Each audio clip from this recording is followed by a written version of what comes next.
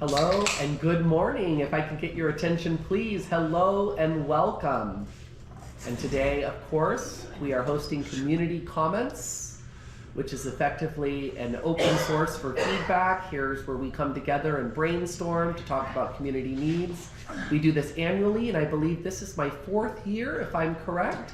I seem to be losing track of time, but yes, 4 years.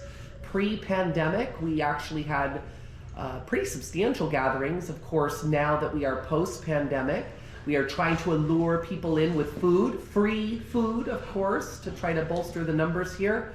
Hopefully that helps. And before we get started, the first thing you'll see on the agenda here is the check-in. Effectively, what that means is we're going to see who's here. So obviously the board is here. You can see that we're all up front. We have the executive director present. We will go through and introduce ourselves. And I will kick things off. My name is Steve Longo, and I am the president of the board of DHHSC. I'd like to turn it over to Nicole. Hello, my name is Nicole, and I am the vice president, and I am thrilled to see all of you here. I'd like to turn it over to our secretary. Hello, my name is Patty Kello, and I am the secretary. Unfortunately, the treasurer is not here. Our treasurer is Anna Vernick, and she is not here with us today. Unfortunately, she's dealing with some neck pain, and she's recovering right now. She will be able to see us because we are going to be recorded, and the recorded is happening 2 ways. We are recording up front, and we will also be recording the community comments so that anybody who is watching at a later time will have full access to this session. And we will now move down the line. And hi, my name is Jessica, and I do the fundraising.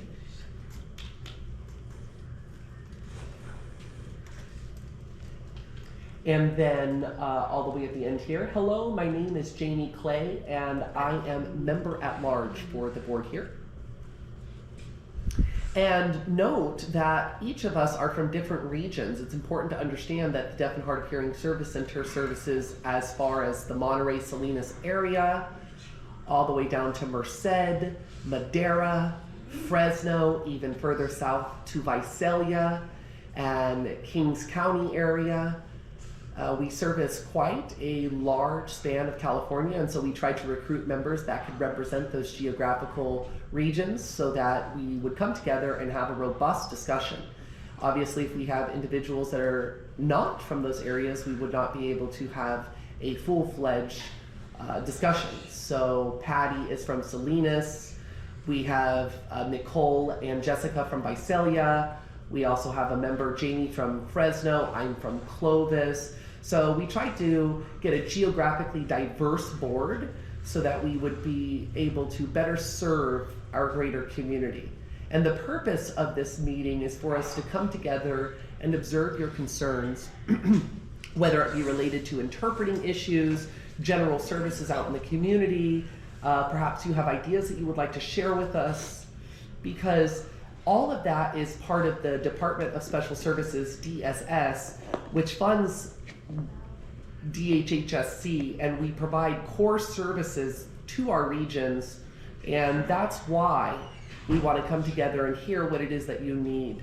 DHHSC is not staff-oriented, it's not focused on solely events, but rather the community as well. We want to hear from parents, we want to hear from the community. DHHSC is always fighting to allocate funds to support our community. We are thrilled and proud to have Jessica and Nicole. The three of us recently went to Visalia to present to United Way. We managed to pitch our grant to talk about our experiences and our frustrations, and they were taken aback.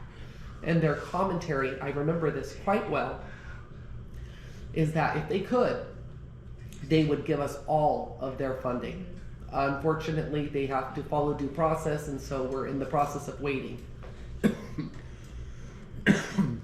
And so right now, we are waiting to hear the news. We are looking forward to being able to visit families out in the community. so that we can support families who may have deaf children and figure out what they need, whether it's the education, access to ASL, and to support these parents to get them more motivated because they don't have anybody reaching out to them. They're sort of swept under the rug. And so we would love to get these parents involved in these deaf children's lives because it is the most important part of their lives, is to educate these children. And so we want to go out in the community and support these families. And so recently at Fresno City College, we have a president functioning over there. I'm so sorry. The fan. I'm sorry. It's quite all right. Yeah, turn that off.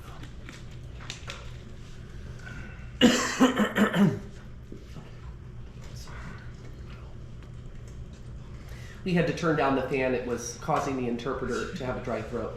So at Fresno City College, we're working there to figure out how to advance funding for education because the president there believes in empowering families in order to support and encourage deaf children, to dismantle the barriers, regardless of race or ethnicity, to be able to support these deaf children and their families, and to be able to include these deaf children in these circles. And so we've been able to connect with her, and now she is able to support with the United Way grant, and that funding will be able to support those efforts, and that is just key.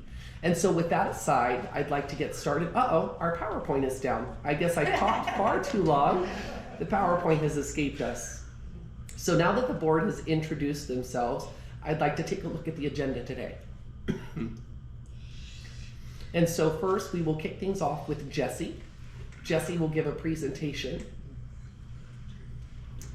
regarding the advisory council. Is that correct, Jesse? Yes, it is. And so it's important that we adhere to some of the bylaws that we have outlined. And there are some updates. And those updates are required by the DSS, and it's required because we have to have balance. We can't centralize all of our activity. We have to include various regions and input, so that's why we have advisory committees. Following that, we will open it up to the community so that you can make your comments, maybe call some things out, and we will then have a little bit of a break so you can enjoy the free snacks and drinks. And then after that, we will have further discussion and we will move towards wrapping up. And then we will be done for the day. Are there any questions before we proceed? So I'm going to go ahead and turn it over to Jesse, which is our project director. Thank you. Hi, everyone. Good to see all of you here today. So I'm going to be talking about the Advisory Council. We must have the council in place for Fresno County. And what this means is that the community members who communicate with the staff, you know, their concerns and ideas, we want everyone locally that has concerns to be able to express those directly to the advisory council members. And we then relay them to staff and the board.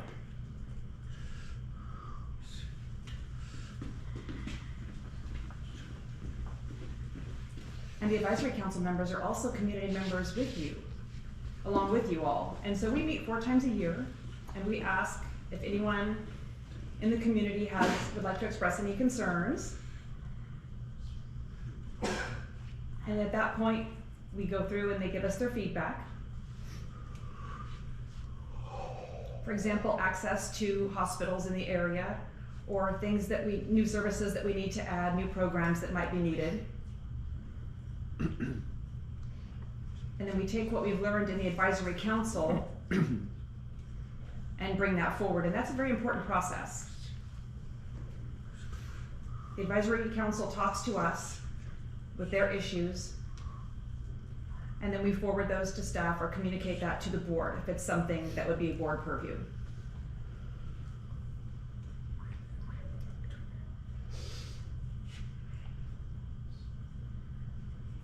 We need to have 8 members locally. We can have up to 8 members locally, but currently we have no Fresno local advisory members. And we meet every 3 months for an hour and go through community concerns and talk about what happens here locally in the office and also what's happening out in the community, at the hospitals, in different areas. And sometimes we don't have any direct feedback on what's happening from the community, so we have to figure that out in the advisory council. So, and the board, of course, can't join in that discussion. But community members can join us, so if any of you are interested in participating, please let me know. And if no one is interested, then we're not able to vote today or bring anything forward today. But I'd still like to still let you know, please contact us if you are interested. And we would love to meet with you and explain things, how the advisory council works, etc., so that later we could have a vote. This is the last chance. Is anyone here interested in joining the advisory council? Okay, we don't have any interest, so today we won't have any kind of elections, but that's okay. But please contact me if you're interested, and I can explain more fully. I won't bore you with the details today, but I will explain more fully when you contact me. Thank you. Thank you, Jesse. And we'll have more information on our website about that. Just a moment. Jesse, we have a question? Just a moment. Is the advisory council in other areas staffed at this point? No, not as of today. Jesse, please come back up to the front so people can see you on camera. Thank you. The floor is still yours, Jesse. The floor is still yours. So in other areas, in the Salinas area, and the Merced area, and Visalia, we do also have advisory councils set up, but they have separate events in those areas locally. And in the fall, I believe we're going to be having events hosted locally at each of those locations. And so people are welcome to join us. Yes, we need that, Jesse. Thank you. Thanks for reminding me of that. All right. Okay, now I've got the floor back. And there is more information about the advisory council on our website, so please check that out. Because the advisory council is a big part of our organization because it is designated in the bylaws to be established. So we do need to get out there and get people interested in our advisory council. Okay, and next, we open the floor to community comments. So if any of you have concerns, including those of us up front, we want to address those at this point because we want to reflect the community. And Nicole brought up something that she wants to mention. One of our interested parties, Rosemary, Dr. Rosemary Juanice, moved to the Monterey area and has some feedback for us. And so we have a video from her, which we will show later. We'll just have a few minutes actually and show that now, and then we'll move forward from there. All right. Our link is here.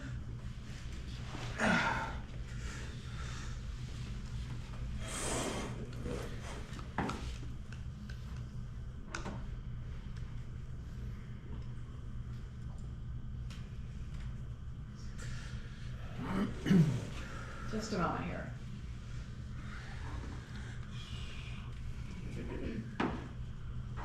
Just a moment.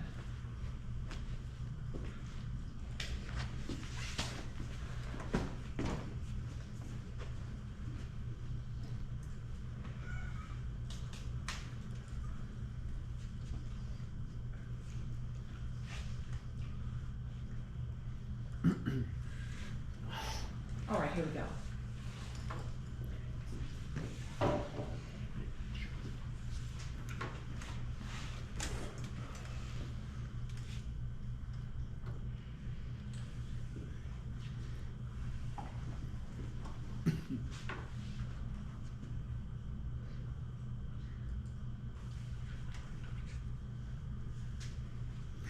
Hello, my name is Rosemary Juanice. I live in Monterey, California, I am over near the DHHSC on the Central Coast, so I'd like to address the president and the rest of the board. My comment is regarding the physical office located in Salinas. Interesting sign name that they have for Salinas that I'm growing accustomed to. I used to be the coordinator of that office, which was back in January of the year 2000, 23 years ago. And at that time, the DSS had increased the annual allotment, and so we managed to secure a large office. When I was running the office at the time, I had my own office, and there were multiple offices, or perhaps we even had some plexiglass or facades that would separate the rooms. And so now, I mean, I was shocked to the point I was on the verge of tears, because there is one tiny little room, one very small little room that is available for the DHHSC Center. It's not welcoming, and it's not accessible. You go in and you sort of stand in that room, you know, or you're standing outside the hallway where there are people walking past you. It's very awkward.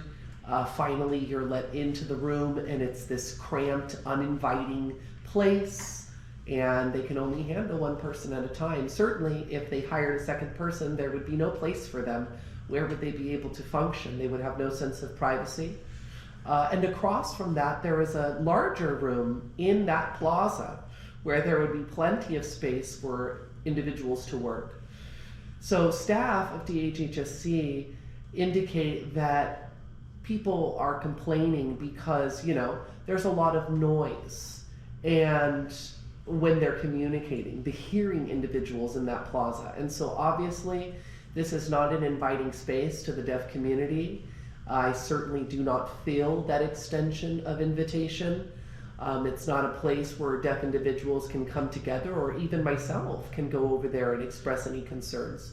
So I'm experiencing a bit of grief, in all honesty, and I am here to formally request that the board continue to find a place that is warm and welcoming and inviting for the deaf community, so that we can come together, whether it's to partake in enjoyable things, whether it's a place to express private conversation, and hopefully we can have an expectation that we can have a bigger space with multiple rooms, so that we have rooms that are designated for specific issues. Thank you for hearing me out.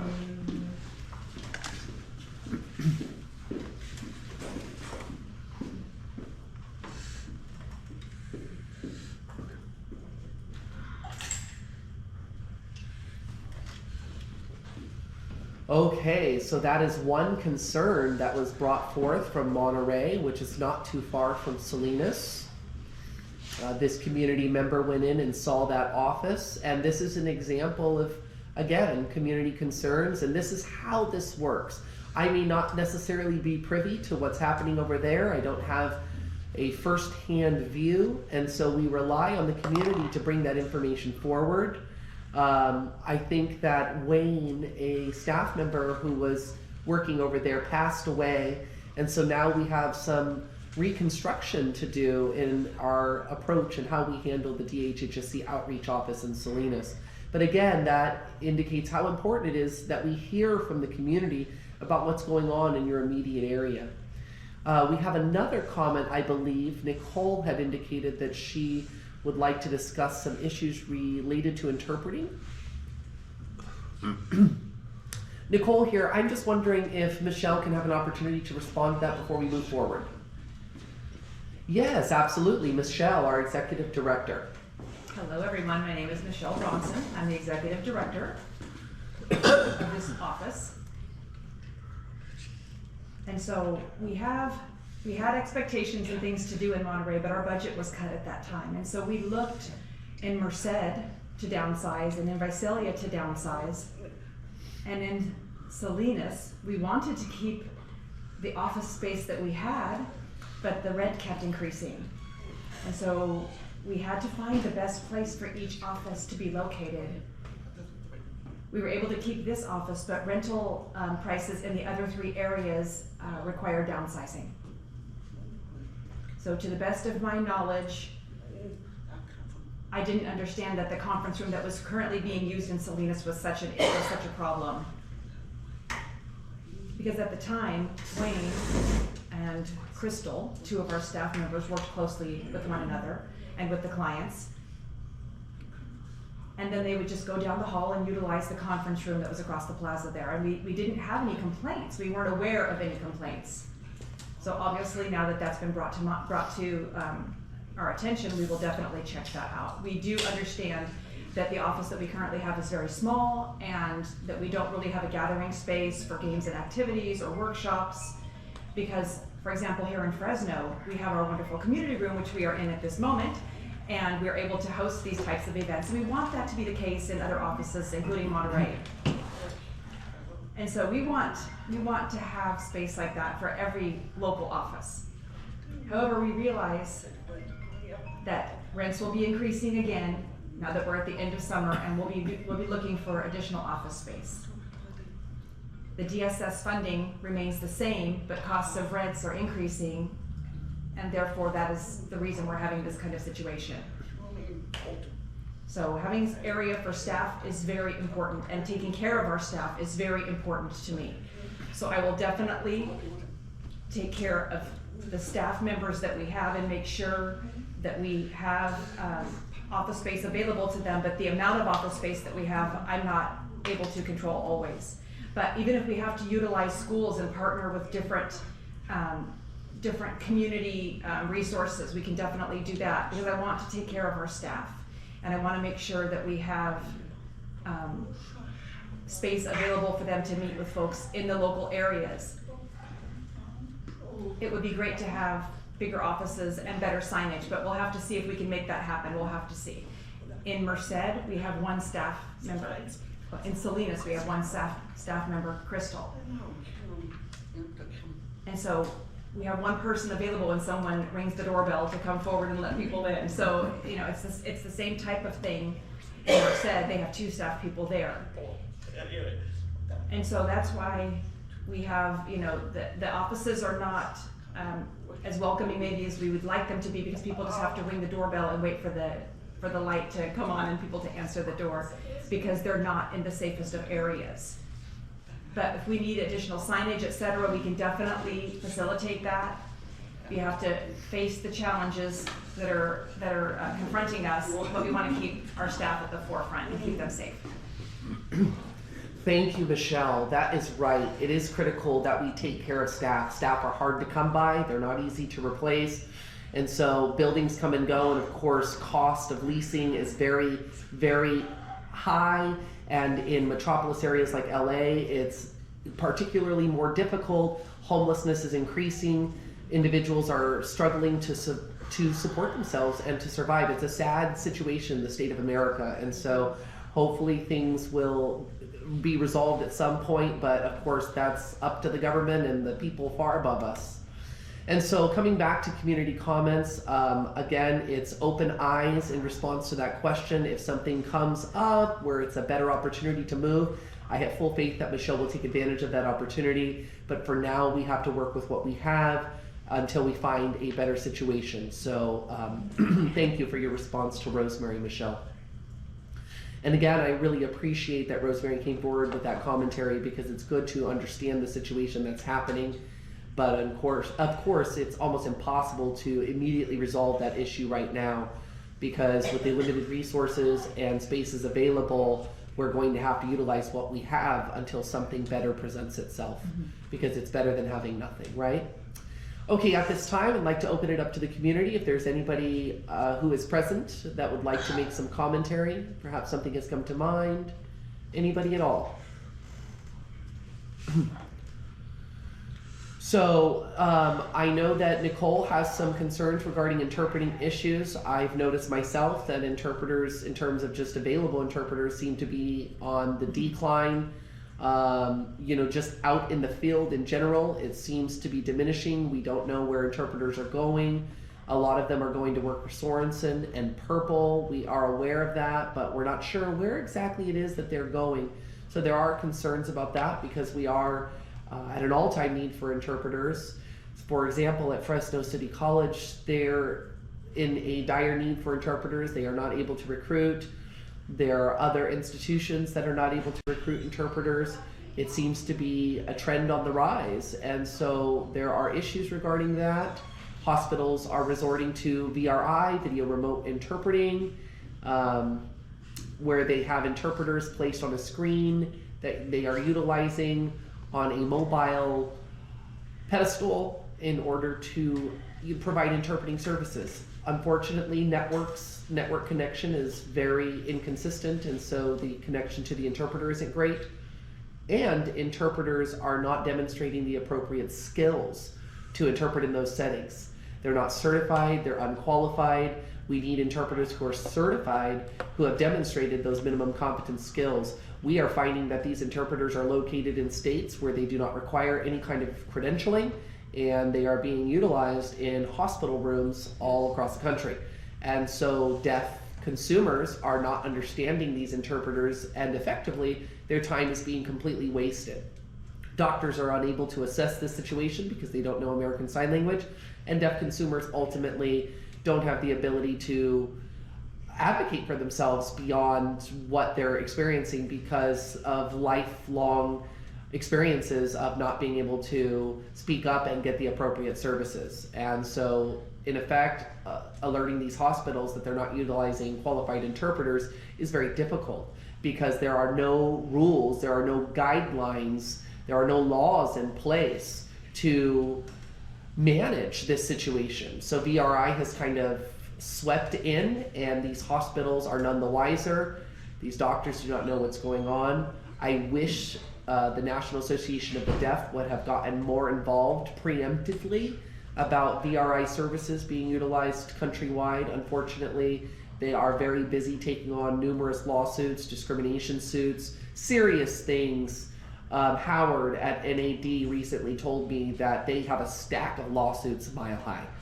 And so they are onboarding lawyers to fight these suits. They need funding to pay these lawyers for settlements. And they are living on the revenue and monies that are generated. I mean, the amount of lawsuits out there, it's tremendous, it's terrible.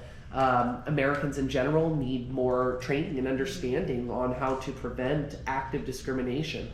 But now we've got this VRI issue in front of us. Interpreters, physical interpreters are on the decline. They're moving, they're leaving the area, they're getting different jobs. There are many possibilities and variables in front of us as to why that these issues are happening.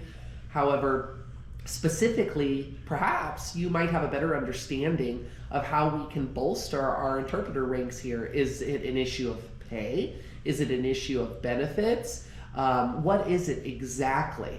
And so hopefully the community can get together to discuss this issue because it's a tremendous issue that has presented itself. So interpreters aside, are there any other issues or concern from the community?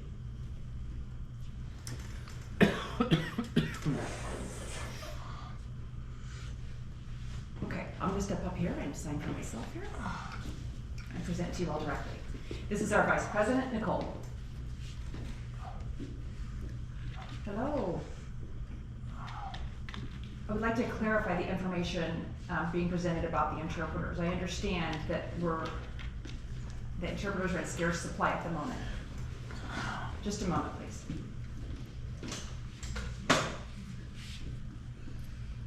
Okay, should I start again? Yes, please start again. Okay. I understand there is a national shortage of interpreters. I understand this is an issue that people are facing everywhere.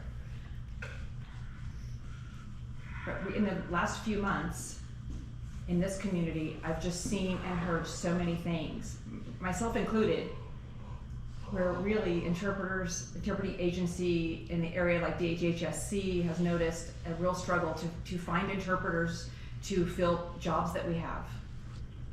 It's been very difficult.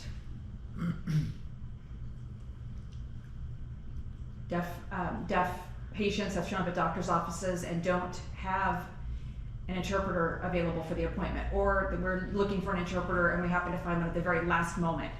But oftentimes we can't find an interpreter to even fill a doctor's appointment. And so I want to put it out there for the local interpreters. What can we do to get you to stay in the area? What can we do to motivate you to work in the community? What can we do to draw you to DHHSC?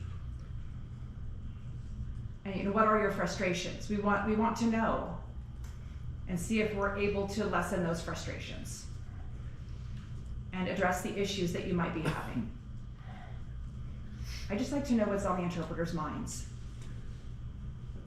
and see how they're feeling, so that we can analyze the situation with more complete information, so that we are able to continue providing interpreters for the community. And we also want to have a reputation for being able to provide certified, qualified interpreters.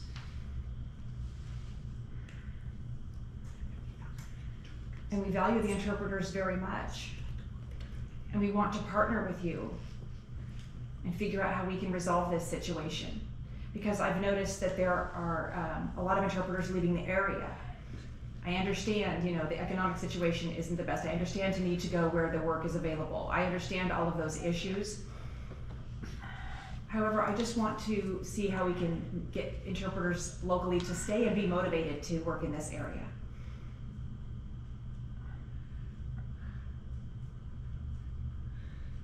And then in working with our interpreting department, if we're not able to find an interpreter, we need to figure out, how to notify the client early enough to where alternate arrangements can be made.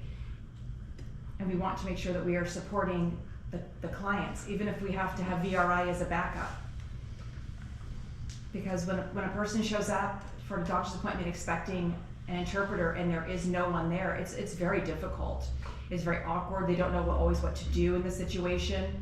So if it's possible for the interpreting department to communicate to the doctor's offices in the area or different agencies in the area that we're not able to find an interpreter, and then to kind of advise on how to proceed a little bit and to face those challenges at the time, that would be helpful as well. So I would like any information on these topics. Thank you so much. Thank you, Nicole. I think that's a great illustration of interpreting issues. Obviously, that's not something that we encountered in the past. In the past, there were plenty of interpreters, there was plenty of revenue. However, times have changed. The pandemic hit, and that has certainly had its effects. Things have certainly changed. And so now we have to focus on expansion again. We have to figure this out. There is certainly a trend, and so we have to take a look at this change. It certainly presents many concerns. We have to figure out how we can adapt to this change so that we're ready for the future and ensure that we have qualified interpreting services available for deaf individuals throughout the Central Valley. Patty? Yeah, you can stand on this side, Patty. Thank you. Nicole, that was wonderful, the input that you had for us. In the various regions that we serve, it's been wonderful to have DHHSC providing interpreters, but there are also other agencies in those areas that provide interpreting services. So maybe we need to be communicating with additional agencies and let them know, if they have an interpreter maybe available, if they could send an interpreter to support the deaf client in a specific situation that they need an interpreter for. Because we don't, we need to do something to work collaboratively with other agencies in the area. Michelle will be responding to that. Oh goodness, you've set my brain a-rolling. Okay, so there are a myriad of complications that we have to deal with here, and we are all aware of that. Certainly, I appreciate this discussion. I am in my 15th year as executive director. Thank you very much. And this issue is not new, actually. So first and foremost, we need more interpreters, right? That's straightforward. We also need a robust interpreting training program. That's actually a big component here. We need interpreters trained because we recruit interpreters from training programs. And training programs are collapsing. They are dwindling. California is down to 2 bachelor's programs. We have Fresno State and California State University Northridge. And those programs in general are struggling. And if programs are on the decline, that means graduates who are ready to interpret are also on the decline.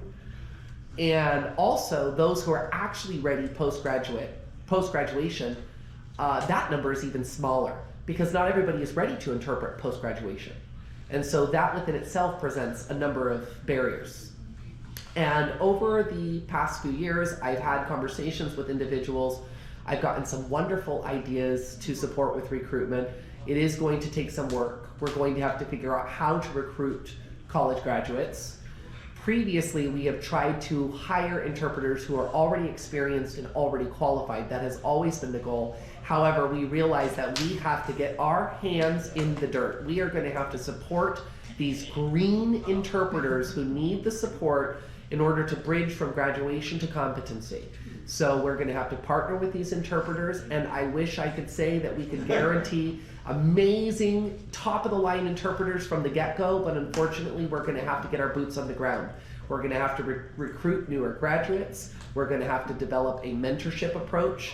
We have wonderful mentors who are willing to work with them, and so that's one project that we are going to be undertaking and that we are excited to soon share with the community. And moving on to another aspect here, keep in mind that we are often the first blamed when an interpreter isn't available. There are instances where DHHSC never received a formal request. So we take a look at our system and we look to see if there's a request. Oftentimes it's not there, but it is very easy to point the finger at DHHSC or a referral agency. And so offices and schools may say, well, we did put in a request. We never got it. And so there was a situation that happened last spring where this deaf individual said, well, I requested, and the office within that school district never communicated with the deaf individual because they never communicated with us. And so the deaf individual was apt to blame DHHSC, but please keep in mind that our coordinator works diligently to ensure that when we get a request, the request goes out to our pool of interpreters.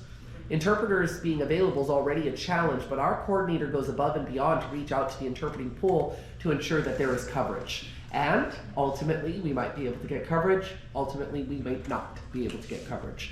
However, we are committed to ensuring that we give that a try. Now, there are schools, there are colleges, there are universities, and there are other institutions who are also looking for interpreters, so we are in direct competition trying to recruit as many interpreters as possible. Looking at independent contractors determine their rate. The Proposition 85 passed, and we are no longer able to determine the rate for contractors. We have to make sure there is a clear distinction between employees and contractors. We are a nonprofit. I wish we could offer top grade pay. Unfortunately, we can't, but hopefully we trade that in lieu of benefits, stable hours, consistent schedule, and that's what we offer. We offer dental, vision, medical, etc., etc. Independent contractors don't have that available. They have to pay for that out of their own pocket. So perhaps independent contractors, or if you're a person who's looking for more income, maybe you want to be an independent contractor, versus if you would like stability and benefits, perhaps you would consider becoming an employee. Now, we have another interpreter of ours who is leaving for another job opportunity. And I mean, I'm going to be honest with you. Is Fresno, California the most exciting place to be? No. And so for people to leave to the big city life is completely understandable. But Fresno, you know, as you may be aware, it kind of has a black hole effect. People leave, but it sucks them right back in after so long. So they might go and have their experiences, but they'll be back sooner or later. Who knows? But as far as, you know, what it is that they're looking for, we want to support interpreter skill development. I know recently we talked about Visalia interpreters.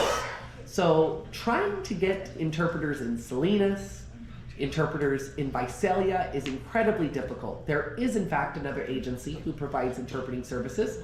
Visalia has one, Merced has another, And so to get contracts for interpreters who work with us is exceptionally difficult because we don't work in singularity as we do in Fresno. And so we value interpreters and we try to work with interpreters as much as possible. And keep in mind, Proposition AB5, if interpreters decide that they want to increase their rate, it's not a conversation, it is simply their choice. Employee, of course, is a completely different story. Now, looking at recruitment, we are going to start actively increasing our recruitment. So with an interpreter leaving, we've already interviewed 3 wonderful candidates who are recent graduates or will graduate.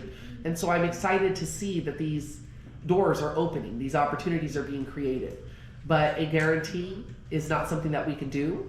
We can always try our best. And I've always said historically that DHHSC is a training facility. People come through these doors, and though we would love to have them forever, really they use this as a launch pad. And so there's research out there, by the way, that shows that millennials and Generation Z, I just went to a workshop recently, that many will stay for a short time. They try to accumulate as much experience as possible through different avenues, and that's a little different than my generation. My generation tends to stay, right? We're called the lifers. And so that has become a thing of the past. And so things are changing now. People are jumping from job to job more rapidly. My son, as an example, who is 22, is doing the same thing. And so yes, we value interpreters. We respect interpreters. It's very difficult to find interpreters in Visalia and in Merced and in Salinas, especially with the cost of living in Salinas. It is ridiculous. However, interpreters set their own rate. They have to set it based on cost of living. However, the important thing is, did we get the request? That's number one, because often we are contacted and we're blamed, but we go through our system because the deaf person will come back to us. And we do work very hard when we get those requests. But if we never got the request, there's no work to do. So you have to go back to that office and let them know. And so we have client services specialists who will reach out to those offices if we know, in order to support them in making that request. But we are the first to receive the blame. But we have to remember, it's not that we didn't provide an interpreter, that we couldn't find an interpreter. I have seen commentary in our community where people have said, well, DHHSC said no interpreter. And that is not true. That is not a stance that DHHSC takes. So we have to ensure that the request was initially made. So I've had this conversation with several deaf individuals that this is not the case. My interpreting department goes above and beyond to ensure that requests are met, but if we did not get that request, we cannot do anything with it. And so we have services and support embedded in our agency that can support you and deaf consumers for making those requests. And so we also have business cards that are available for our consumers. We can give those to deaf individuals that they can pass those on to the offices, and then they can reach out to us with the information on that card, and we can ensure that services are rendered. But again, it's about education, and it's about ensuring that those requests are actually made. And just please keep that in mind. Did DHHSC actually get the request?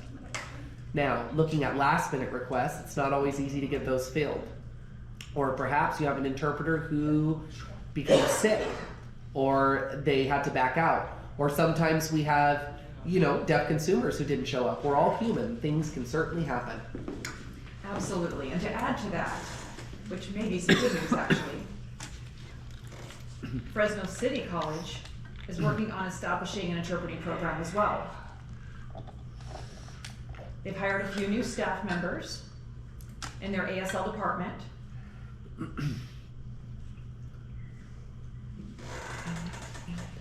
We have Amy Linda's daughter, who's going to be developing the interpreting program there and bringing that forward for FCC approval so that it will become actual curriculum. And we will have a Fresno interpreting program newly established, so we are very much looking forward to that. Because we do need more interpreters. We need to be able to recruit more interpreters to the area. One example, she's right, Michelle is right in what she was saying. There's only been 2 centers for interpreter training in California thus far. So if someone's interested in becoming an interpreter, they have to either come to Fresno State or go to California State University, Northridge.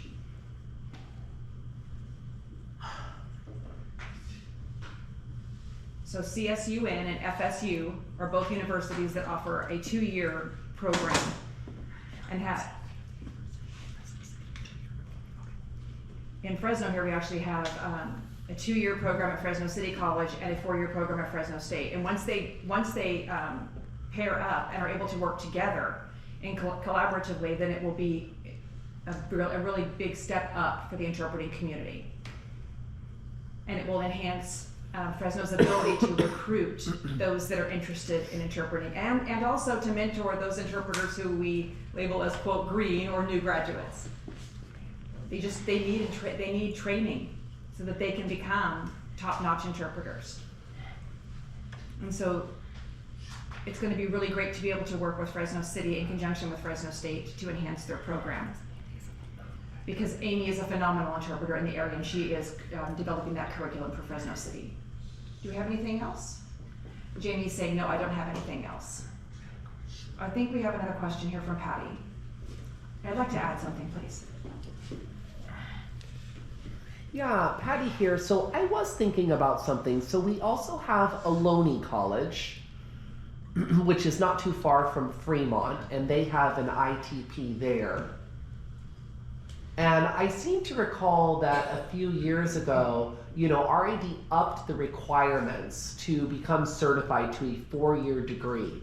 So if you look at a community college, which is a 2-year degree, how are they reconciling that? How are they going to be able to become certified with a 2-year degree?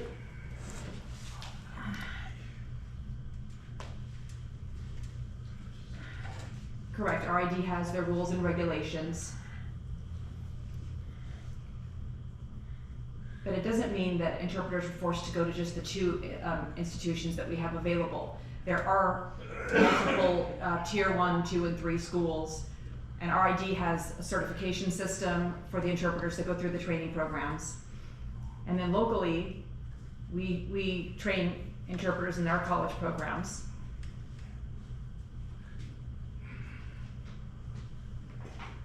And while we're training them, and that's a good thing, we do have to deal with RID's regulations, but at the same time, we're trying to encourage them to continue their interpreter training and continue their learning process.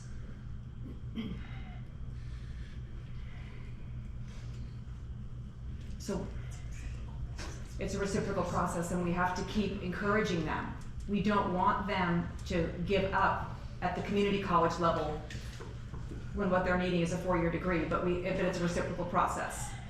And we need to become one big happy family. That's the point. The interpreters should be happy as well in this relationship, or they won't continue interpreting. And just like Michelle was saying with the interpreting requests, in my 50 years of experience of traveling around to different areas, I have one main complaint, or I'll hear one main complaint.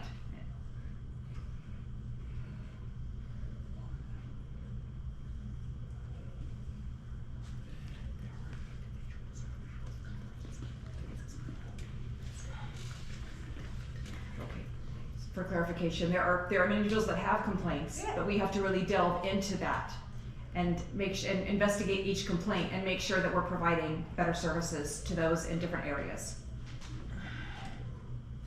Okay, do we want to continue now or go ahead and take a break at this point? Michelle is saying let's take a break.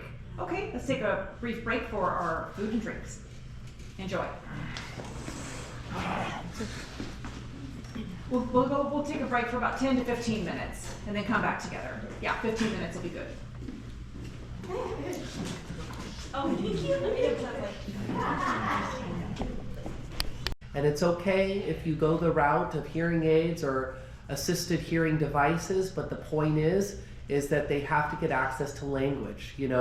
Even if you are teaching them speech, right? It's the same concept of teaching a cat to drive a car, so to speak. They need access to language.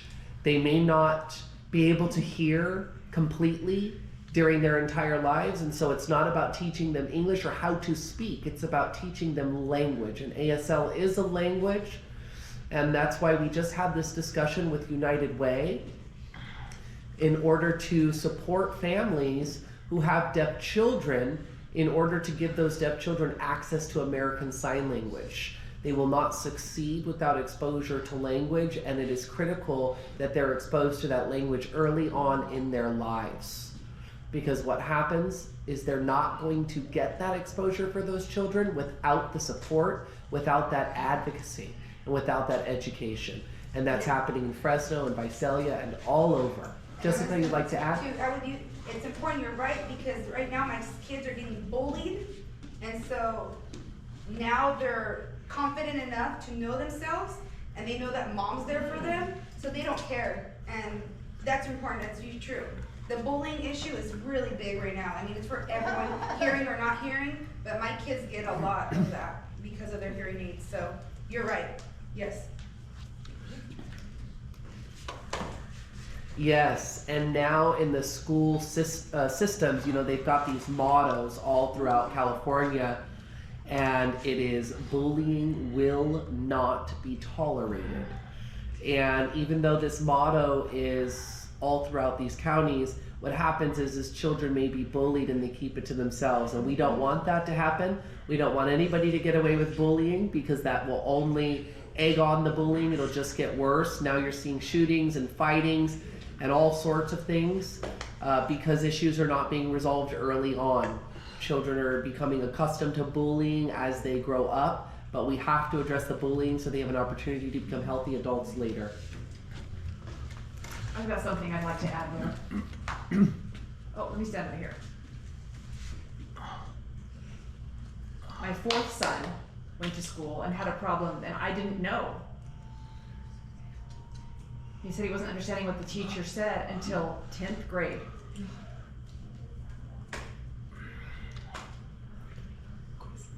We went to the Grizzly Youth Agency up there because we were in a different area. It was a missionary school. And later he said he was having pain in his ears. And so we sent him to an audiologist.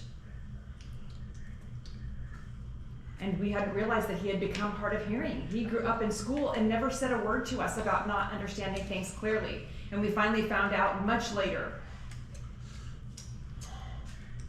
And now that he's hard of hearing, we have hearing aids for him.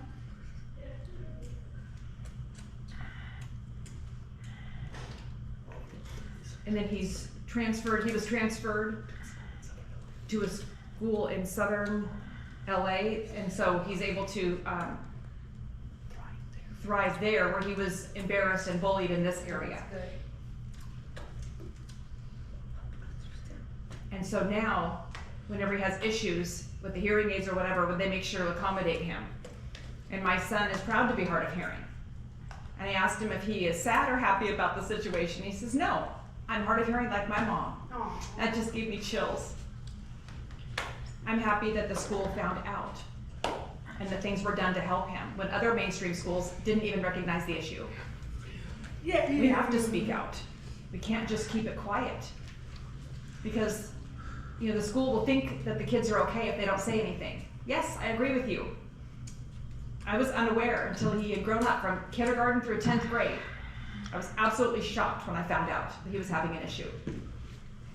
Exactly, and that's just one of many examples of stories that we have been privy to over the years. And so again, looking back at that United Way funding, our goal is to use that funding to support situations like this so that we can outreach and overall improve the system. And then we will see these children succeed, and we need your help and your involvement so that this system can have a complete overhaul. Nicole, you'd like to make a comment? And I just want to make sure that we open it up for the community to comment before we leave. I just want to make sure that they have that opportunity. Yes, thank you for pointing that out. Thank you for watching the clock. We are coming to a close soon. I'd like to add one thing Patty was saying, but if you want to open it up to community first. Yes, So we've talked about education, we've talked about access to communication, which are key in the development of deaf children's education, right? They need a quality education, and the question is how can we get them that quality education, and how can we get them that access to communication? We have to confront bullying at the onset and not let anybody get away with it, because what's going to happen is if these children undergo bullying, they're going to be inundated with fear, and that's going to inhibit their learning. Right? And you've seen that quote before, I'm sure. Fear inhibits learning. And that's a long time quote. And so we have to confront bullying at the onset in order to diminish fear so that there are no barriers to learning. So we definitely have to get involved at the school systems, and the school systems have already indicated that bullying will not be tolerated. So we must speak out against bullying. So with that aside,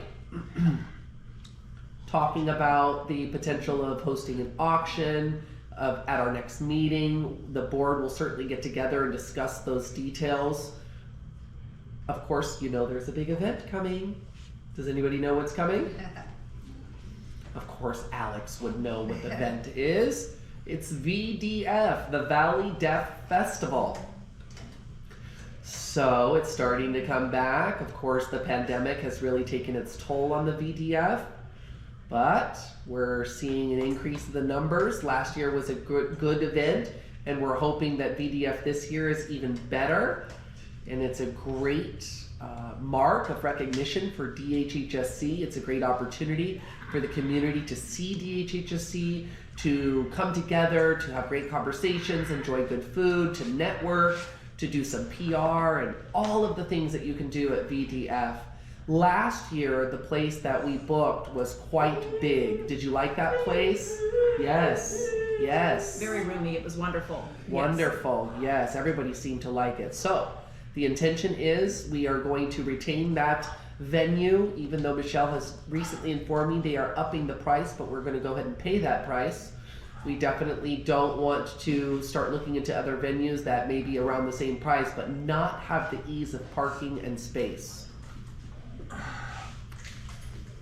We've got an audience member, a community member that would like to make a comment.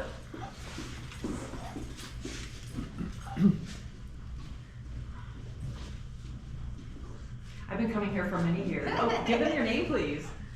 Hi, I'm Lauren Sanborn. My sign name is Lauren here.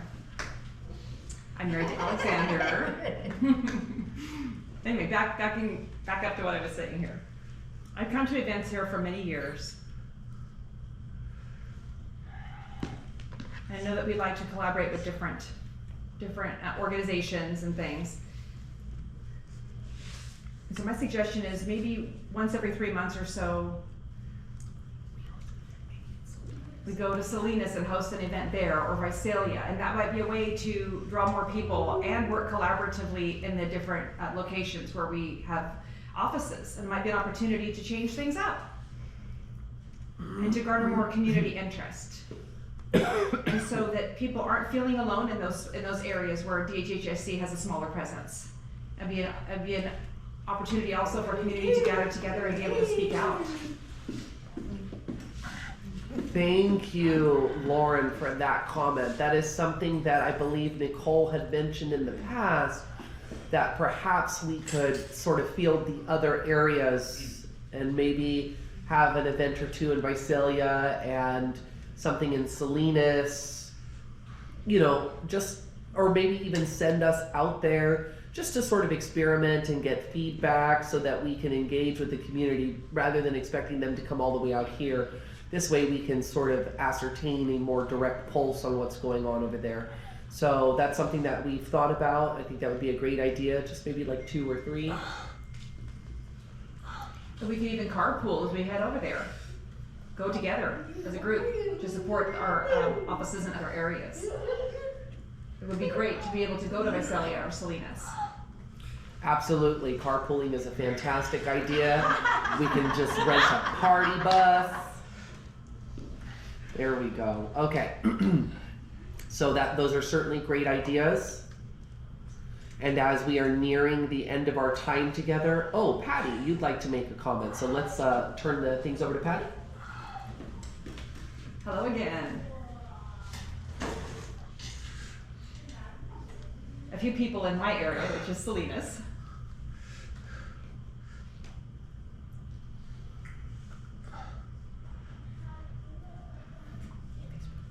They utilize Facebook. I mean, they like posters and different things, but having things marketed on Facebook would be good. But there are some people that don't, in our area, that don't even use social media. So maybe email or something so that we could communicate with them directly about events.